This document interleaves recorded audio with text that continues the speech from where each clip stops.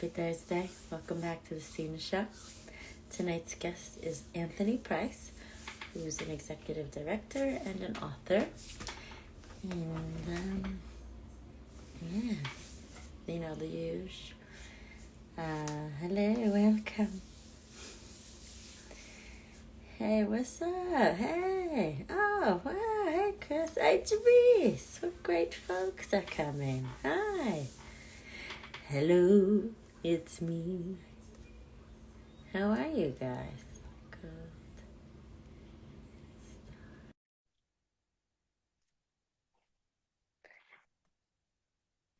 So, yeah.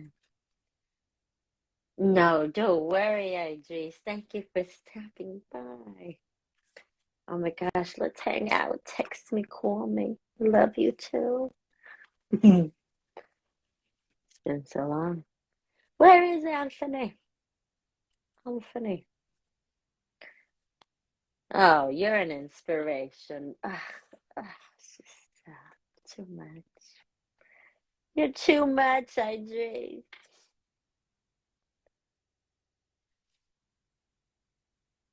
No. And people don't know what the comments are in the later videos. How funny.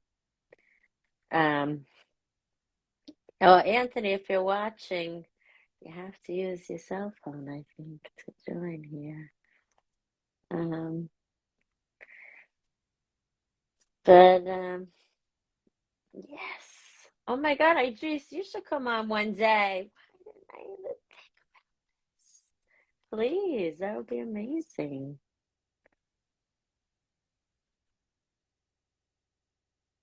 All right, let me just hold on. I think I have to text. I think I have to. Okay, here we go. Did I get it? I see Yeah, something happen. but the camera's going the wrong way. Yeah, flip your screen. How do I do that? Are you on your? Oh, on the top, middle of the screen. There's like the recycling looking thing. Flip that. Press that. Tap that. Ha! Yes. Scared you, didn't I? A little bit. How you doing, Tony? What's up? I'm living the dream. Been waiting all week just to come on board and talk with you for a little while. Really? I thought you were very busy all week. I know that. Well, you know, do we want to stick with the truth? Do we want to start out with the truth right away from the get-go? However you want to play it. The first things first. How's my lighting? Is my lighting good? It is. I like all the red, white, and blue. Look, we're very similar. That's pretty Oh, wild, actually. Yeah, we're in the same place. That's just not. No, That's true. I'm playing with a new toy that allows me to change the lighting around a little bit. Oh, are we in a disco? Yeah, we can be. One of these things is like flashing red or something like that. Well, that's too much, maybe. We're too white to have red on us. There, how's this? Does that do anything for you? It keeps things moving. It's perfect. So you can see the light changing? Yeah, I can. Yeah, Anyways, I can too. I'm pretty sure I'm going to get dizzy with that one pretty quick. Tony, I know you have a lot of stories to tell, and an hour is not enough when you're a deep man. So, thank you for connecting. Thank you for coming. It's my pleasure, Stina. We're diving in, Tone.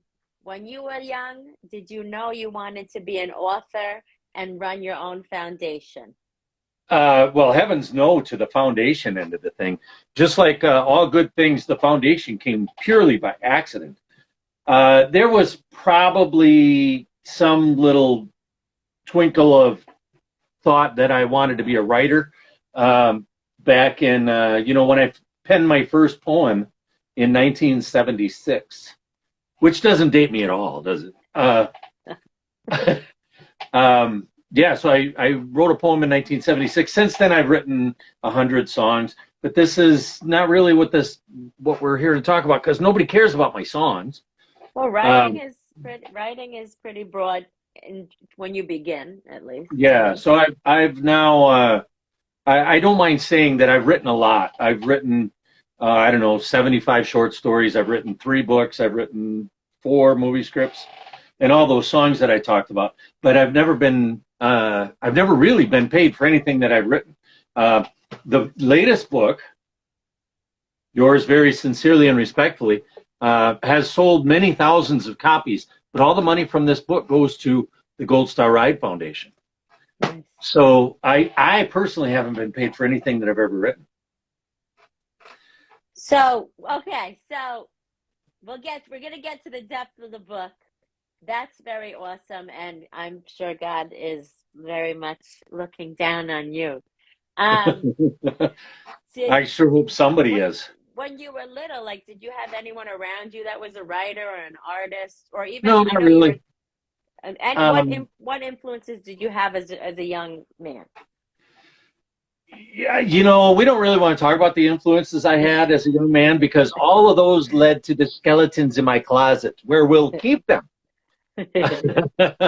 Understandable.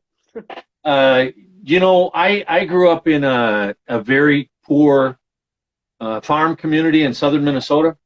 And for me and my brothers and sisters and my friends at that time, if we could graduate high school, that was a huge deal. If we went to college, that was unheard of. The fact that I now have a college degree really kind of separated me from a lot of that stuff. The nature of what I grew up in the 60s and 70s was completely different from everything that we can look at today. And in fact, if you want to have a therapeutic session, we can do this for another hour on a different day. We'll just talk about all those cool things that I went through growing up. But somewhere along the way, I stumbled onto the United States Navy. Oh yeah. Shipmate. There you go, right there, shipmate.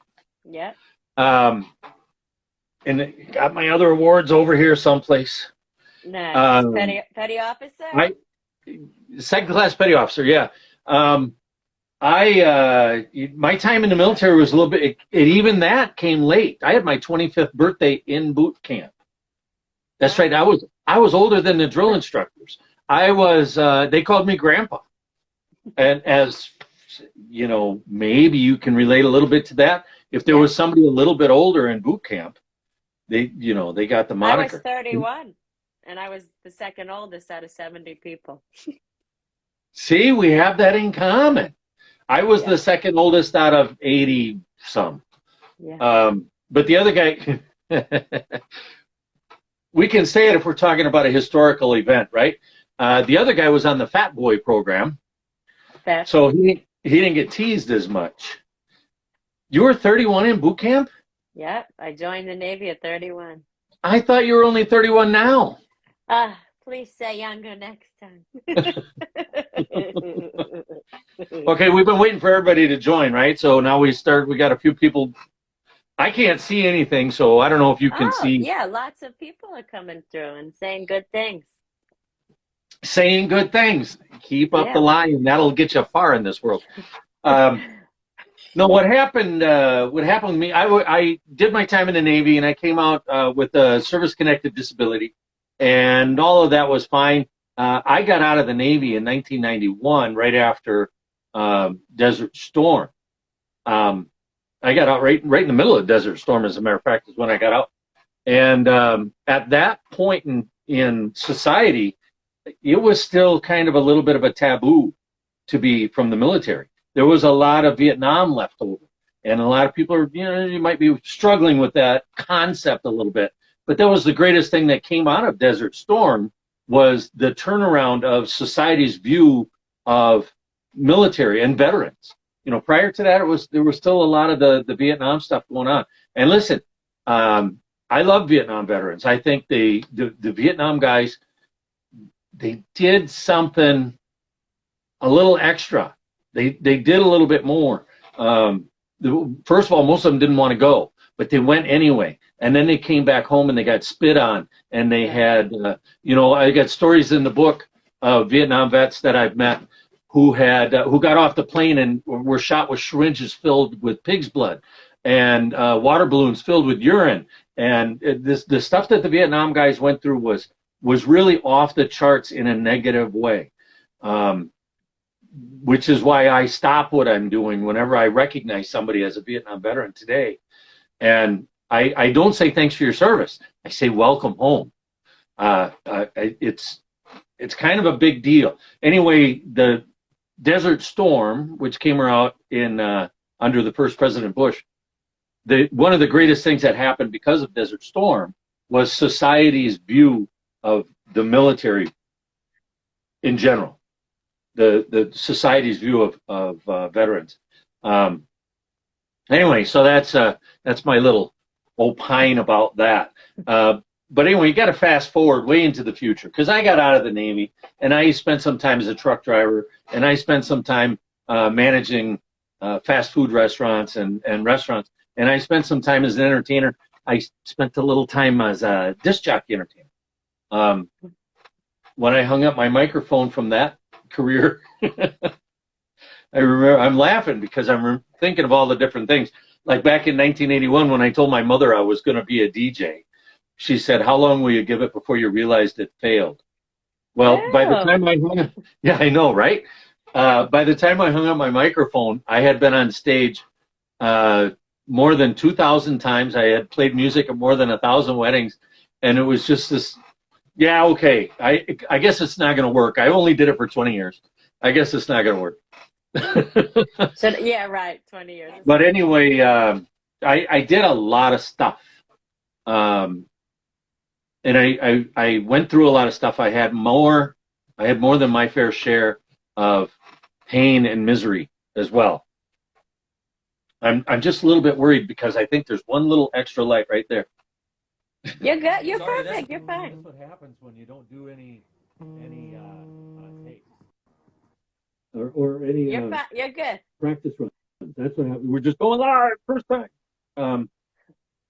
Anyway, fast forward to losing my kids and going through all that crap, and finding myself with my current wife, who I've been now with a little over 12 or 13 years. Nice. Let's go with 13. We're on our 13th year. We'll put it down. 100 years. There was an event where she was invited to an event that was raising money for veterans, and this was 9 years ago, I think. And she came to me and said, "Well, you're a disabled vet. Why don't you come along too?" And up until that point, the fact that I was a service-connected disability veteran never came up. It was never discussed. The fact that I was a veteran was never discussed. But anyway, we went on this. We went to this little golf outing by an organization I just love called Teed Up for the Troops. Teed Up for the Troops raises a crap load of money doing golf tournaments all over the country. And then they use that money to help other veteran causes, whether they are Tribute to the Troops, Gold Star Ride Foundation, or whatever. The boots on the ground. They raise money for the boots on the ground that are helping veterans and veteran causes. Anyway, while we were there, a whole bunch of motorcycles. Well, I started riding motorcycles when Richard Nixon was president. And that's because my parents wouldn't let me get anywhere near one when Johnson was in office. But so, I kind of gravitated toward these motorcycles, and they invited me to ride with them the next day. And the leader of that group was a country singer named Rocky Lynn. His name will probably come up again throughout the course of this conversation. But I didn't meet Rocky Lynn that day, but I met a couple of the other guys, and they invited me to ride with them the next day. And I got on my motorcycle, and my wife and I, we went riding with them the next day. And first thing we did is went and found a Gold Star family, a Gold Star widow with 2 little kids. I remember it like it was yesterday. It was 9 or 10 years ago. And believe it or not, I wasn't sure what a Gold Star family was. I don't think I had heard the term before that. But we went to find this Gold Star family, and the story's kind of long. I'll just put it that it was a Gold Star widow who was cut off without any benefit. And there were, 85, 90 motorcycles there, filled up the front yard, the cul-de-sac that she lived on. You had motorcycles going down the center of the street. And then Rocky got up and he told a story of how she became a gold star. And, So everybody there kind of opened up their wallets and we did nice things for that gold star widow. so And instead of what being, is a gold star for people watching? I don't think everyone knows what a gold star family is. I saw your lips moving, but I didn't hear a word you said. Oh no. Can you hear me now? I just turned my volume up. Can you hear me now? Only if I strain. Because you know what? Once you got that phone call, your voice got different too. Oh, can you hear me? Are you struggling to hear me? I can. It's just not as clear as the original sound. Can you hear me now? Let's see what happens if we do stuff like. Yeah. Turned you back on. Better? No. I hear Gosh, you I was better. right in the middle of a great story too. I know. I'm glad I couldn't cut it off though. At least we'll hear each other better. Well, I don't know what to do. Should we You're hang not. up and try again? Come back. Come back. Hang up and try Ready? again? Yes. Ready? Don't. I'll take you out. Come right back. Right now. Sorry, guys. Thanks, Idris. You're saying the best things. Oh, you hear good on that end? That's good. Okay. All right. You keep coming right back. Thank you, Idris, for helping. Yes. How'd Yes. that work? Good. Yeah, we're looking the wrong way again. There we go. You sound much better. All right. Oh, yeah, you sound better too.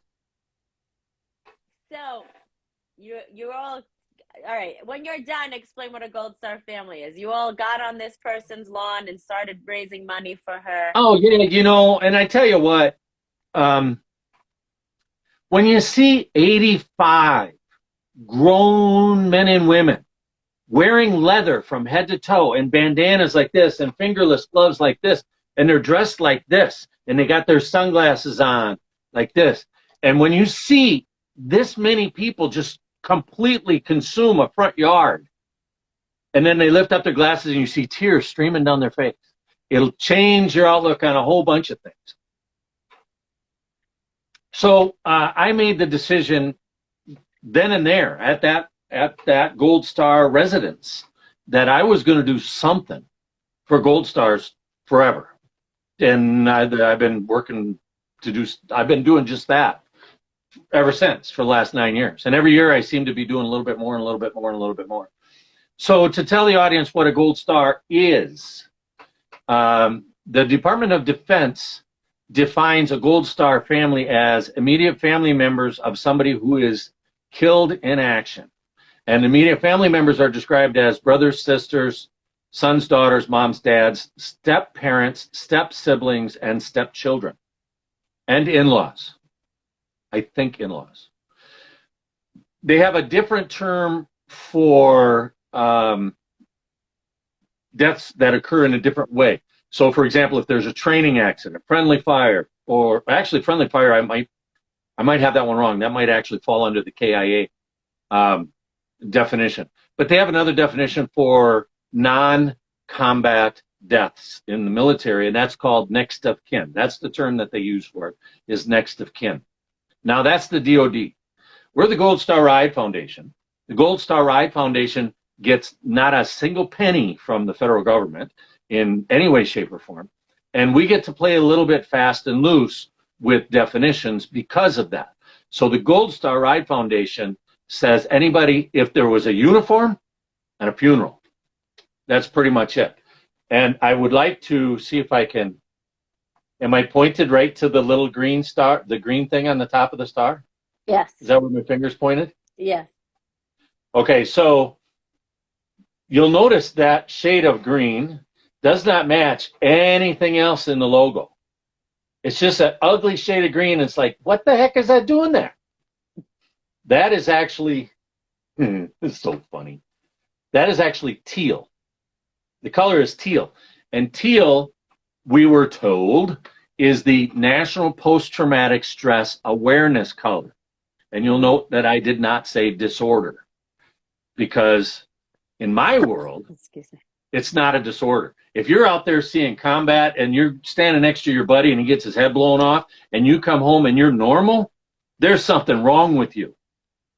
But if you're standing in combat and your buddy gets his head blown off, he's standing next to you, and you come home and the world is a little bit different, a little bit screwed up, that's normal. So I don't see it as a disorder. I'm not the first one who believes that. There is kind of a national movement to drop the disorder off post-traumatic stress. But teal is supposed to be the color for it's supposed to be the National Post-Traumatic Stress Awareness color. That's why we put it there. Because since July 2nd, 2018, that's 2 days away from now, right? Yeah, yeah. Yeah, in 2 days, it'll be our 4th anniversary. And that's the 4th anniversary that we call it. We've actually been around for 6 years, but we call it the 4th year anniversary because on July 2nd, 2018, I started riding. So then we get the bullet points and all that other stuff, and I'll get to that in just a minute or two. But out of the 440 families that I have now met across the country, probably 85 to 95 of them have been a direct result of what we lovingly refer to as a 22 a day. And if you're not familiar with that and that number, the average, the national average of veterans who take their own lives is 22 a day. To put that in a better context, there will be at least one while we do this 1 hour interview. Wow. About every 65 to 70 minutes, there's a veteran someplace in the country who wants to be anywhere but here. And as long as we're talking about that, let me just speak to that for just a moment or two, because it's so easy for me to just go off on this stuff. What I like to say to people is, if a veteran calls you, if ever a veteran calls you, take the call. Even if that veteran was an asshole to you yesterday, take the call, because that might be the difference. All it takes is, yeah, how you doing? You know, I'm a little bit busy right now. I'd love to talk to you some more, but I'm a little bit busy right now. That might be all it takes for that veteran to live another day. You know what, I can't talk right now. Can we talk in 3 hours? That might be all it takes. And it's just such an incredibly sore spot for me personally. And it always has been. Suicide has always been. Since even before I was in the Navy, before I ever did the military. I went to my first suicide funeral when I think I was 12 years old. And I still remember that vividly. And suicide is just, suicide's got a little special place in my ticker. So if ever a veteran calls you, regardless of how much of an asshole they were yesterday, if ever a veteran calls you, take the call. Even if you're going to blow them off, take the call. Take the call. Because those numbers are wild. The concept that in 65 minutes another one is going to be gone. Right. That's overwhelming to me. I just want to do something else just for those. So as a coincidence, I met a Gold Star dad whose son took his own life. And I met the Gold Star dad in April, just this last April. And he was struggling to get a grave marker for his son. So that was our mission, we're going to make sure that grave, the guy served 3 tours in Afghanistan. And then he came home and took his own life. But he didn't have a marker for his grave. So we got the wheels turning and got everything going. So there's actually an official military marker for that particular fallen hero. God bless. Anyway, so that's what Gold Star, whatever. That's what Gold Star families are. That's what Gold Star and next of kin families are. And what we do is we wait for the phone ring, and the phone rings all the time. And we find out where they are. And we have a big map in our outer office. We have a big map. And somebody calls and says, yeah, I'm in, where was the one that came in this morning? South Carolina. North Augusta, South Carolina, I think. Okay, stick a pin in North Augusta, South Carolina. That sounds good. I might have that city wrong. Don't South, ask me. South Carolina was a state. Stuck a pin in there. Okay, now we got a pin in South Carolina. We are currently up in Minneapolis, Minnesota. That's where we're calling in from. Beautiful downtown Minneapolis. We're calling in from Minneapolis. Now, how are we going to get to South Carolina? How can we schedule a trip to South Carolina? So to date, since July 2nd, 2018, I've now completed 40 rides all over the country. I've been to every state at least 3 times.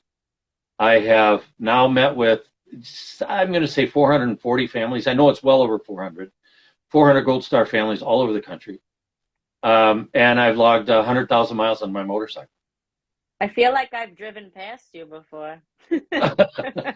You probably have. Where in the world are you? I'm in New York, but I've lived in LA. I've gone to Chicago. I've been around as well, and Texas. Yeah, I was around LA in December for about 10 days. I was around LA.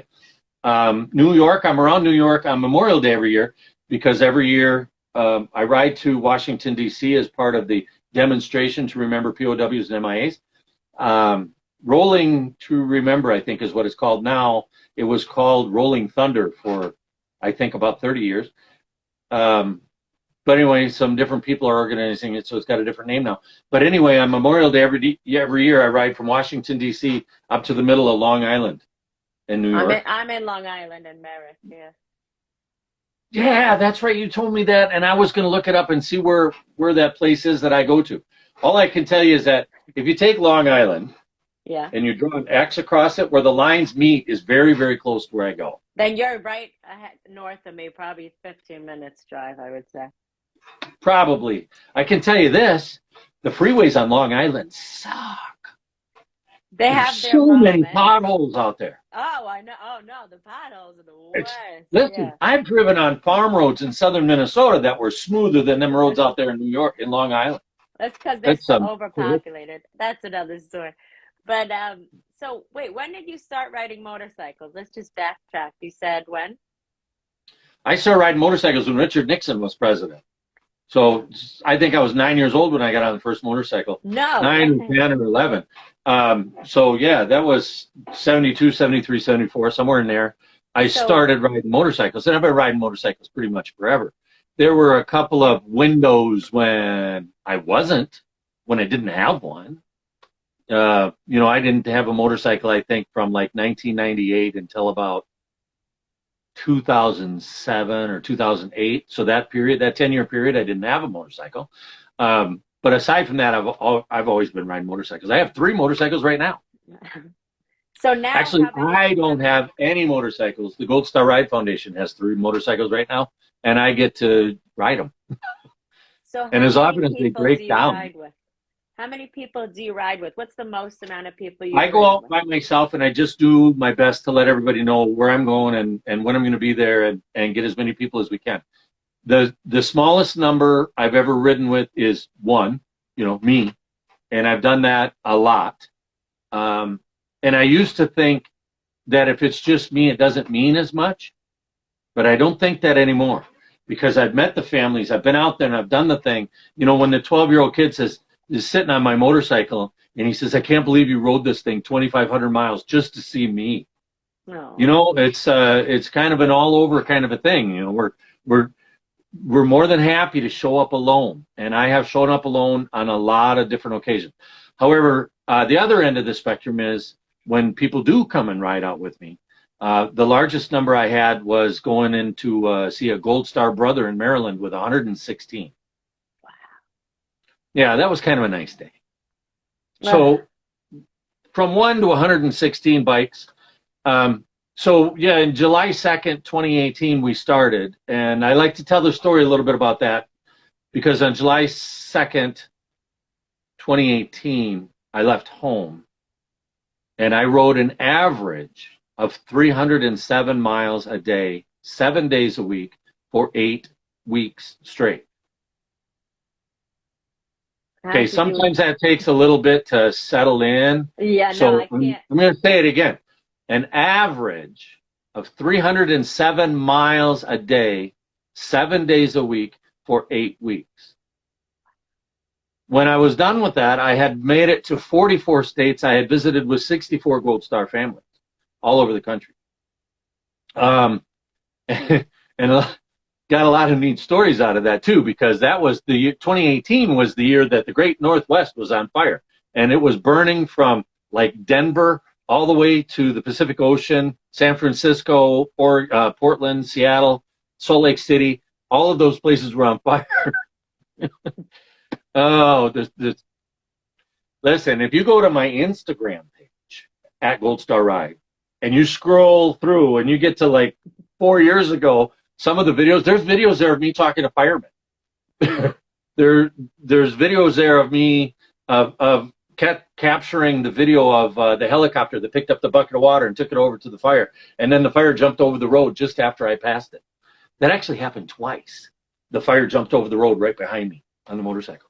So a lot of crazy stories from there. But the big thing is I got home after 8 weeks on the road, and I spent 30 days making sure my wife still loved me. And it took 29 and a half days. Yeah. Yeah, there was. My wife is such a. Listen, she wasn't born the angel that she is today. She had to be molded. And I pushed the envelope a lot. I definitely pushed the envelope a lot. My wife is a beautiful, beautiful person. Anyway, it was after I got her to let me back in the house that she let me sit down and write the book. So the book, Yours Very Sincerely and Respectfully, is all about what it took to put the foundation together, the Gold Star Ride Foundation together, the reasons why I do it, things like how I lost my own kids, stuff like that. I just kind of touch on that a little bit because How I Lost My Own Kids is a separate book all by itself. And we talk about the nasty hotels, and there are some nasty. When I did that ride, I made it a point, just like you see me wearing red, right? Red T-shirt, red bandana, always got red on. Always wear red to remember everyone deployed.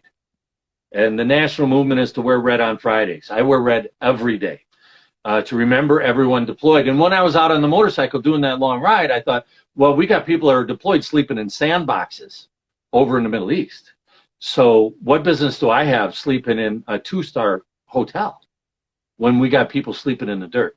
So the crappiest motels I could find are where I laid my head. And there's a whole chapter on bad hotels, just a whole chapter just on that. There's chapters on motorcycle breakdowns. The first 14 days of that ride, imagine this now. The first 14 days, I was broke down 8 days. Motorcycle was broke down, getting repaired 8 days out of the first 14. And I still averaged 307 miles a day, 7 days a week. Even with those low numbers at the beginning. Yeah, the second month, I was doing 800 miles a day, 850 miles a day. Yeah, to bring the average back up. Yeah, and there's a chapter in there about the arguments I had with my missus, because there was a lot of them. There's a chapter, there's the weather made a huge impact. You know, I fell down from heat exhaustion 3 times in one day in Phoenix, Arizona. Incidentally, if you're going to ride a motorcycle across Arizona and you're going to go through Tucson and what's the other, in Phoenix, if you're going to go through those areas, you don't want to do it on August 15th. Don't want. Warning. No, there's fair warning. You don't want to do that then. I did. I paid the price for it, and my wife flew out to have a weekend with me, and she was going to ride with me to go see Gold Star families out in Arizona. And I picked her up at the airport, and I was just sitting. I parked my motorcycle where you're not supposed to park, and I went inside the airport, and I just sat down on the floor.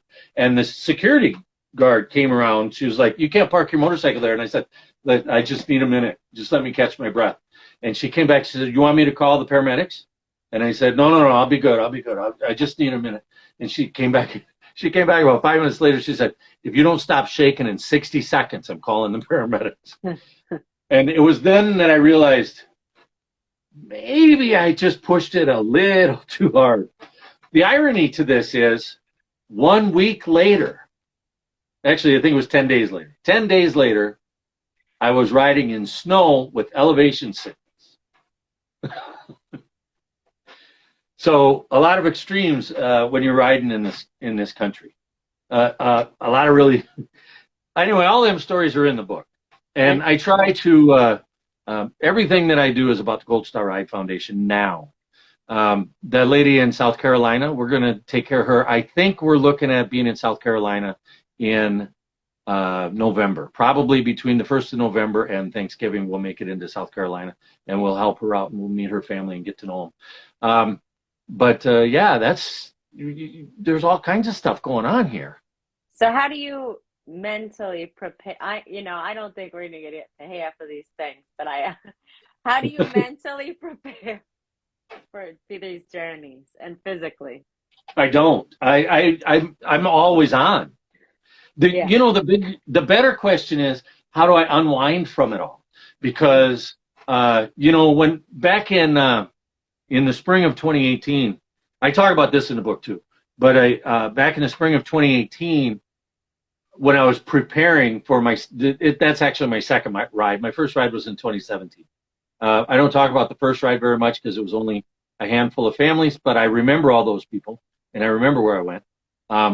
But I think it was like March of 2018. I'm preparing. I'm gearing up for this national ride. I know I'm going to do a lot of miles and stuff. And one day, just out of nowhere, the wife comes to me and says, "Whatever you're doing is going to stop." And I said, "Why? What?" I do my thing. I talk on the phone. I'm taking this phone call because their kid died or their mother died or their sister died or whatever it was. I'm just doing my thing. I'm just trying to get that sponsor lined up so we can get it paid for. I'm trying to get that sponsor lined up so we can get it paid for. And she said, "Well, whatever is going on, it's got to stop because you got huge bags under your eyes, and I haven't seen you laugh in 2 weeks." Anyhow, that kind of, the little light bulb went on. Like I gotta find a way to balance everything, because at that point, I had been absorbing at least 64 families' phone calls of a death that they had in their family, and what am I going to do with that? And remarkably, I'm not trained for this. I do not have a degree in psychology. I don't have an advanced degree in anything. My degree is in technical communications. So listen, if it's a computer, I know how to fix it. Well, I used to know how to fix it. I lovingly say that I'm now in recovery. I'm in IT recovery now. But apparently the things that I have been through have led me to be somebody that this actually works for. So and in the meantime, I'm a huge smartass. I've had you laughing a couple of times in this video already, or in this little dialogue that we're having. I'm a huge smartass. Laughter is intensely important. One of my beliefs will say, whenever I'm talking to a Gold Star family, is I have to find a way to say something that's funny. And I'm not a comedian either. No, the book is not a comedy. But anyway, I got to do something to at least get them to crack a smile. Because nobody has given up their life for our freedom and our liberty.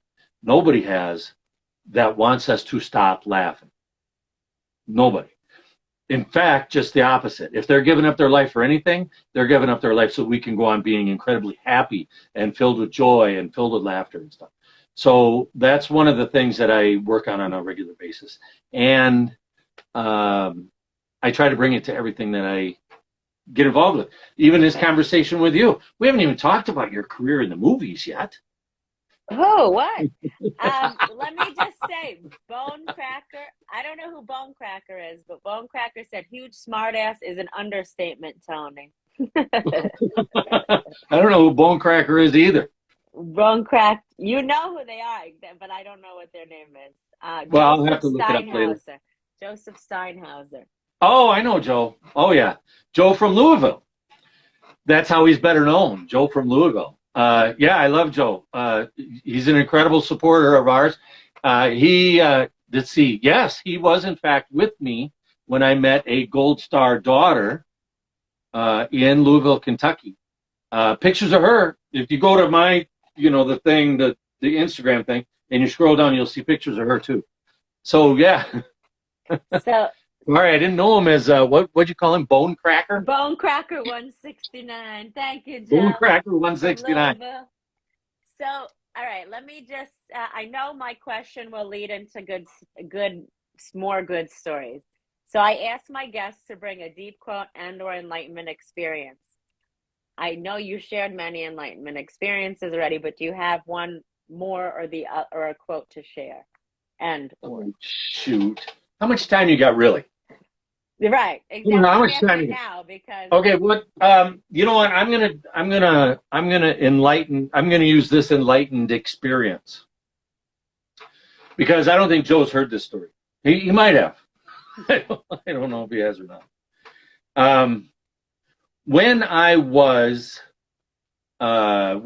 doing that long ride that you've heard me reference several times back in 2018, 307 miles a day, 7 days a week, for 8 weeks. When I was right smack in the middle of it, I started on July 2nd. It was July 31st. A couple of days before that, I got an email that said, "You got to meet my best friend. She's a Gold Star mom." Okay, set it up. Put the thing together. I'm going to meet these other Gold Stars. We'll all meet together, and we're going to meet at this restaurant. And she says, "Okay, we're going to meet at the restaurant." So we meet at the restaurant, and there's a handful of friends. There's a Gold Star mom that is invited by this email. And then I had also lined up a Gold Star brother and a Gold Star son. So we had 3 Gold Stars represented there at this table. And in the beginning, it's all just this convivial nattering that takes place whenever strangers meet, and they're just trying to find, how was the ride over, and what's your favorite part of the country to ride in, and have you tried those French fries, and the asparagus tips are really good, that kind of stuff is going on. And we're doing that for like an hour, and we're kind of sipping on drinks and not drinks. This was a luncheon, so we were sipping on tea, and we had the hors d'oeuvres, the appetizers were all served and everything. We were all nibbling and stuff, and just out of nowhere, the way that there was a long table, and there was like 6 people on one side and 6 people on the other, and 2 on each end, so something like that. And I'm sitting on the end.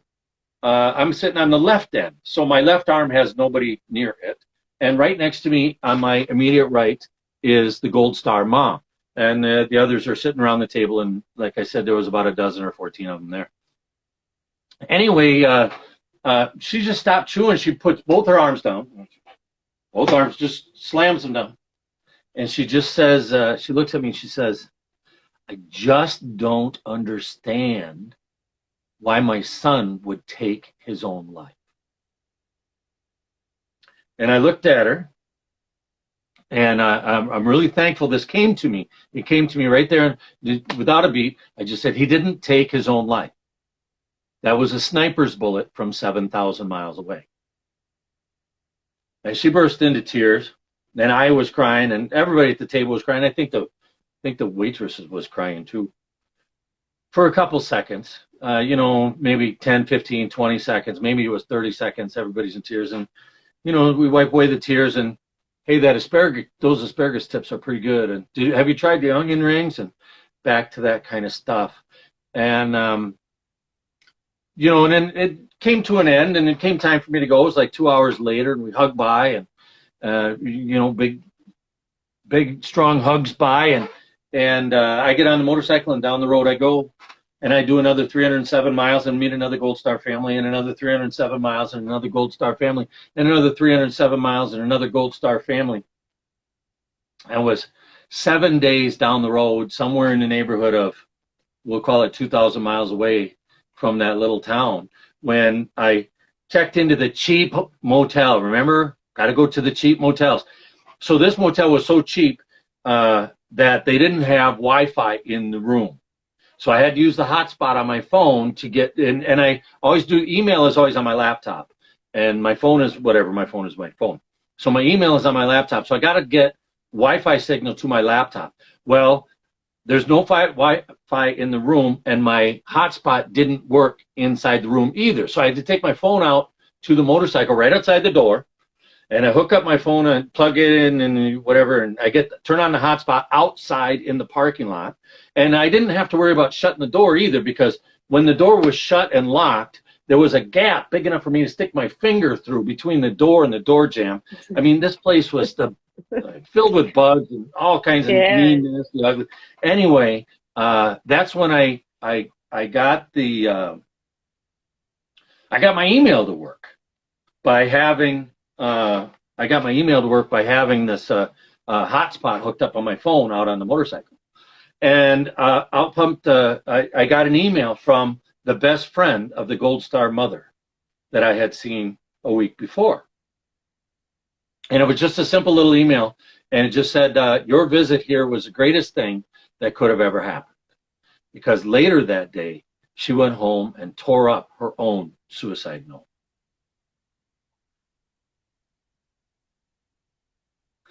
I saw your lips move, but I didn't hear anything come out. I very faintly got in shock, and it was a shocking wow. So I mentioned a couple minutes ago Rocky Lynn. Rocky Lynn was without, if Rocky Lynn didn't exist, I wouldn't do what I do. And I was fortunate enough to I just bumped into him. Shoot, I think it was a week ago today. A Thursday or two ago, I got to bump into him and talk to him a little bit.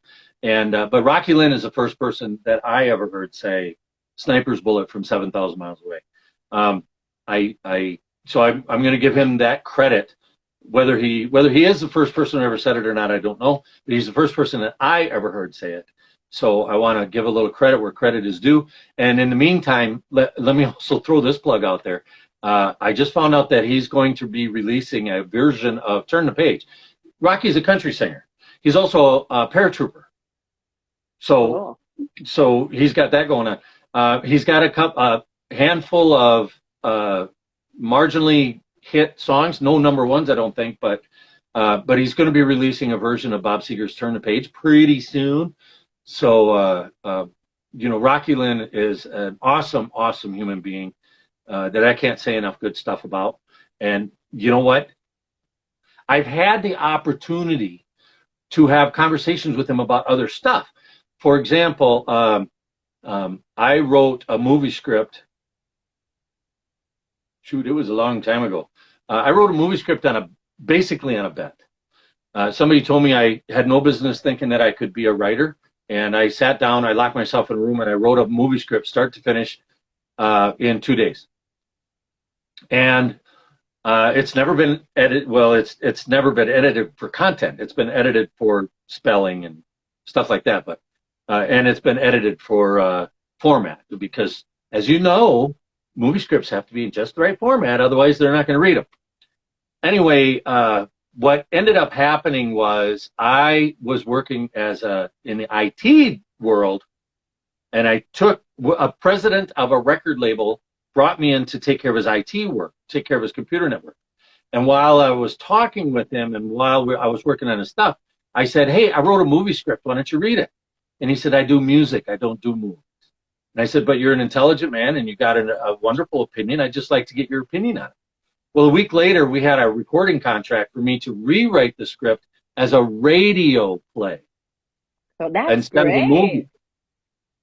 Now, the short story here is I was involved with, this is where it goes back to Rocky Lynn.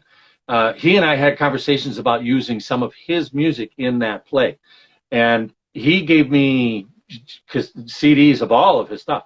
And he is a phenomenal musician. He's really, really talented.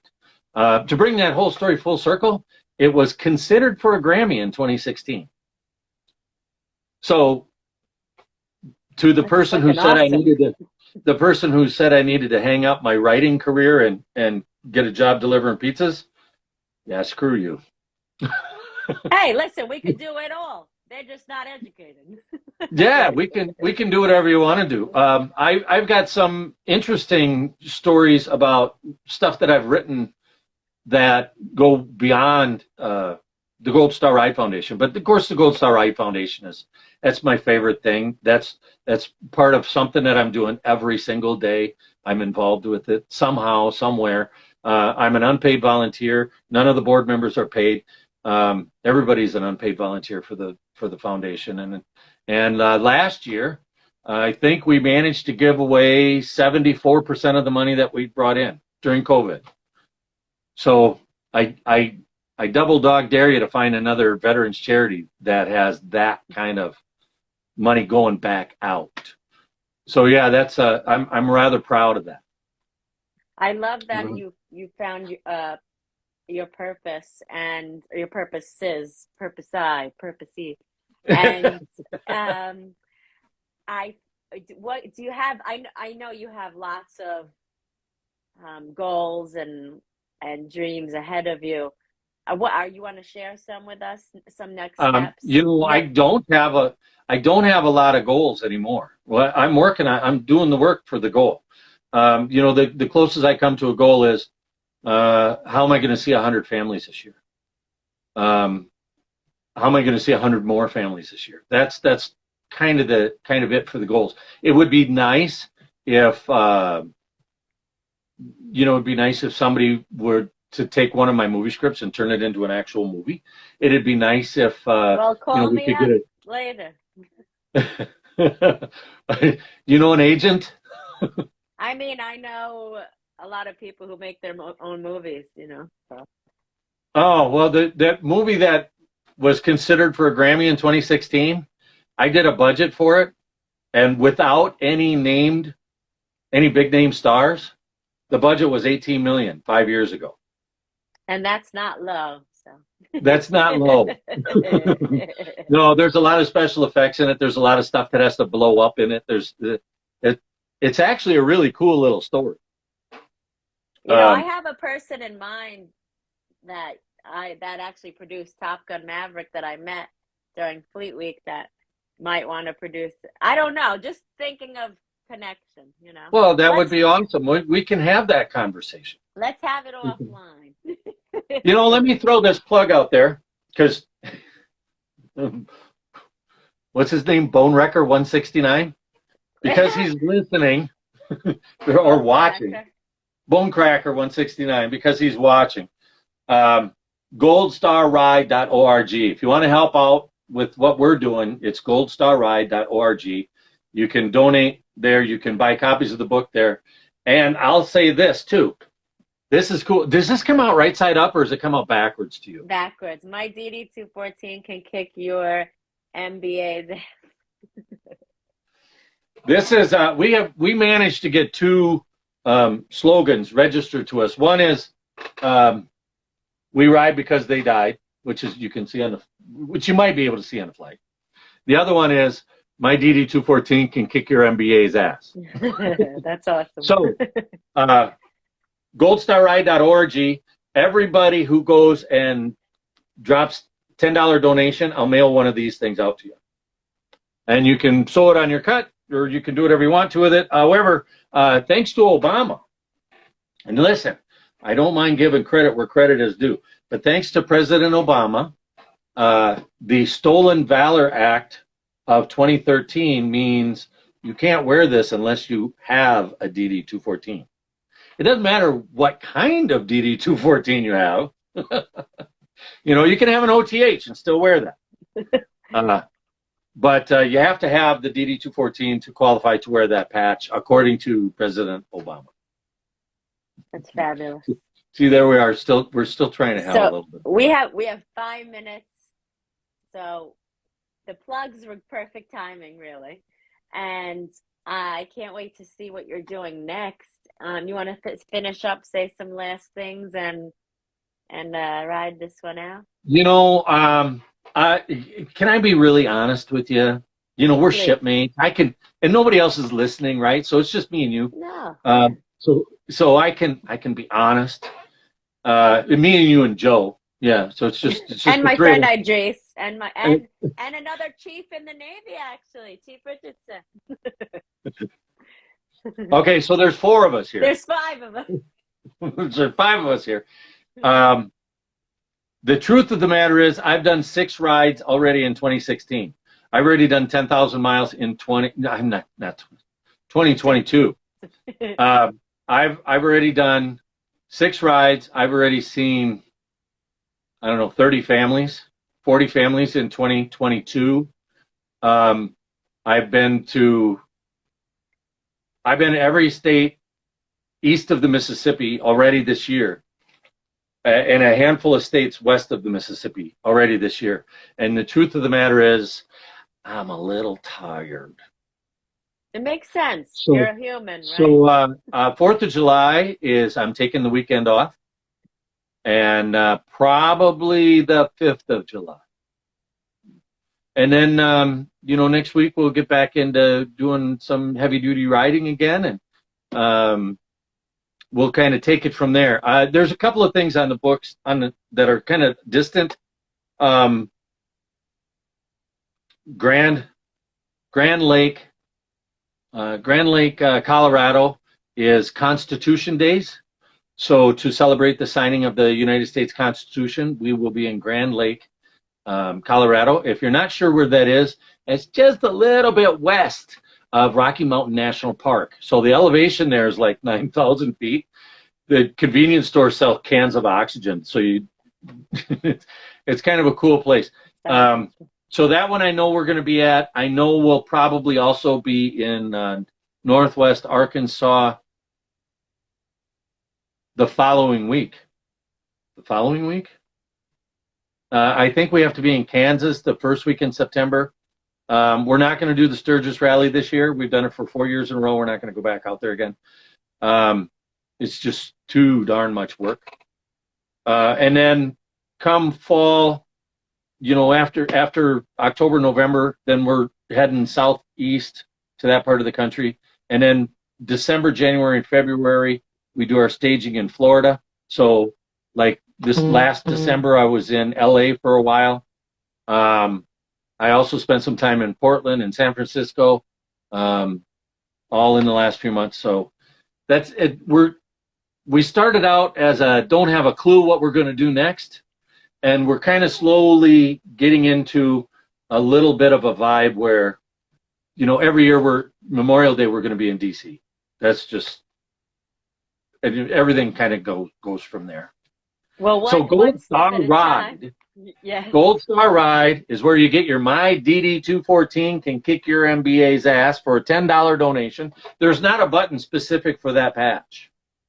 So anybody who donates a $10 donation, if you want several patches, donate $10 several times. That way I'll know. that way I'll know that's what that's for. The book is available online for $20. I'll sign all the copies that go out. What else? What am I forgetting? I think I don't think anything. I think enjoy the rest you can take in between these things. And you know what? Do you have? How about we go out with a little bit of a disco bang? Sure. But anyways, post your rides on social media. Make reels on Instagram. We want to see everything. Well, there are hundreds of them already there, and I was looking at some of my older ones earlier today. Some of them are kind of cute. But reels are new, and I think that you're going to get a lot of traction on reels. Yeah, it's the same thing. It's just uploaded to the reel instead of a video. Okay. And put music to it. I just have to turn that light off because it's driving me nuts.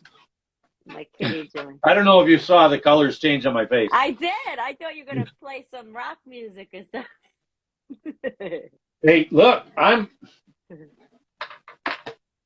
all set. Oh, wow. I'm all set. I got my guitars right here. This is my little studio. Yeah, we do a lot of stuff down here. Well, Tony, if you want to come back in a few months when you have a moment to catch us up, I would love that. I think that would be kind of fun. Maybe we should do it after Constitution Days in October. Let me know. Let me know. Let me know. I'm here in my room.